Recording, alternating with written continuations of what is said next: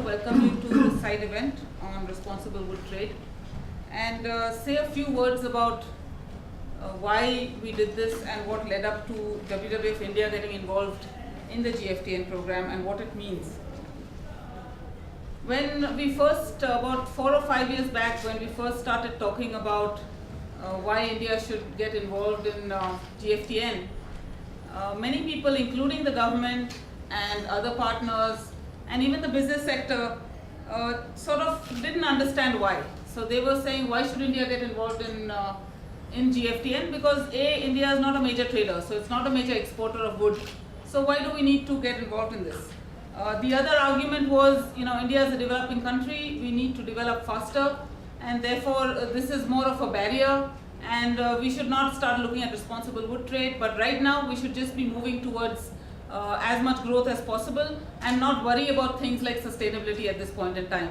The argument made is that many of the other developed countries have also developed at the cost of the environment, and we should also follow the same path and get ourselves developed before we start worrying about sustainability. Other people made arguments that why should we worry about trade and what is happening in other countries? We should first worry about getting our own house in order and get things sorted out in India, and then worry about what is happening with our footprint on other countries. And the other argument we also got was that this is not our problem. If we are importing wood or if we are exporting wood, or specifically wood is coming from countries where there is a problem with sustainability, it's the problem in those countries. It's Indonesia's problem to not export illegal wood. It's not India's problem about importing wood. So most often the question was brushed aside, and people in India didn't take it seriously that we should start looking at responsible trade, because they just felt this was not an issue at that point in India. Our responses to this basically are that as India develops, we can take many different kinds of development pathways. We can take a development pathway which is unsustainable and then worry about how to make it sustainable, which is very difficult with a country of our size and with our population. Or we can start looking at developing in a different way. As everybody is talking right now, there's the whole issue of green development and green economy. So we can take a path of saying that as we are starting development, we should go on the right path, or we can make some other choices. So our argument as WWF is that India can still develop by taking a green development path, and responsible wood trade is one aspect in going on a green development path. India also wants to be seen as a country that is taking leadership in the region.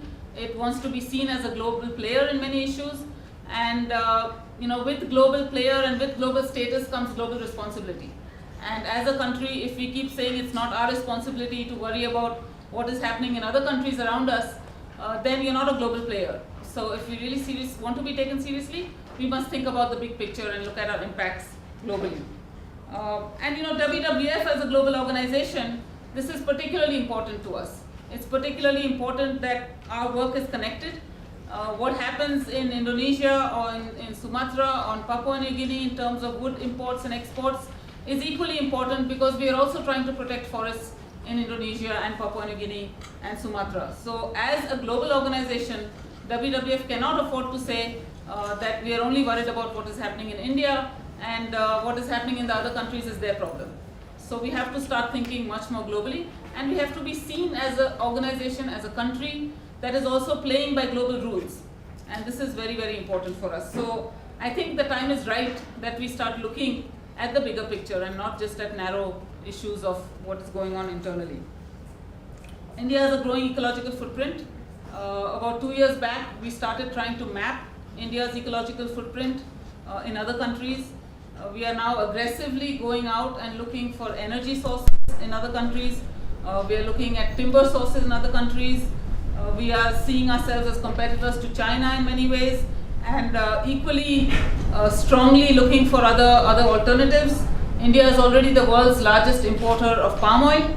Most of this palm oil is coming from Indonesia and some of it from Malaysia, and a lot of it at the expense of rainforests and tropical forests in these countries.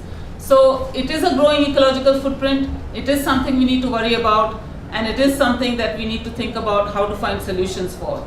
So the time is right for us to start thinking before it becomes much worse, to see how we can actually move our trade towards sustainability.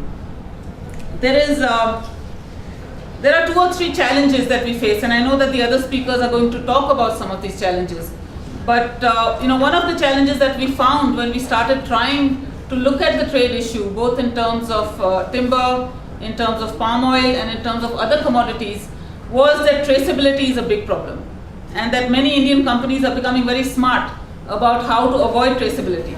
And we found ourselves struggling to find out who are the actual owners of certain companies, who are the actual plantation owners, who are the traders, who are the middlemen, and it becomes a huge muddle to try and figure out and track where some of these commodities are being, how they're changing hands and how they're passing hands, and where Indian companies are involved and where non-Indian companies are involved. So this is one of the biggest challenges that we face as we start getting into global trade issues, is to find out traceability. But on the other side, on the good side, I think what is happening is that the government is getting more responsive. I remember 3 or 4 years back when we were talking about FSC, when we were talking about GFTN, the response from the Indian government basically was, we don't need all these external tools because we are already doing everything right.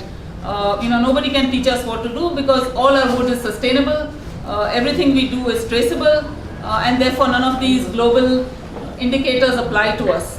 I think that mindset is now changing. As India becomes more global, there is a recognition that we need to also look at international global standards, and we need to be applying these global standards to be taken seriously. So certainly there is a change in the mindset of the government. There's also a change in the mindset of Indian industry. Indian businesses, especially small businesses in India, which is one of the targets of this program, are extremely fast at being entrepreneurial, at being ahead of the curve in many ways. So this is another good positive thing that we have here, is that we have a spirit of enterprise amongst many small and medium businesses who see the writing on the wall, who see the business sense that it makes to be more sustainable, and who are moving actually further ahead than even our policies are allowing. So these are very, very good partners that we have. Both big businesses and small businesses are seeing that sustainability is the key to the future, and this also makes business sense. It's not only about ecological or biological sense, but it also makes business sense. So I think having the government and the industry moving forward is a very good sign and a very good beginning for us to move this kind of program forward. So about 3 years ago, we launched GFTN. At that time, as I said, we struggled a little bit because there wasn't much of a response. But today, there is a much greater response. More companies are signing up. The government is taking this seriously. And I think we are now at a trajectory where we can scale this up in a pretty big way. So we look forward to doing that. As you know, as some of you know, we have had some challenges along the way, some recent challenges, but these are all part of the learning curve. This is all part of growing and trying out a new system, and there will be hiccups along the way. We just need to work around them and get over these challenges together to make the process move.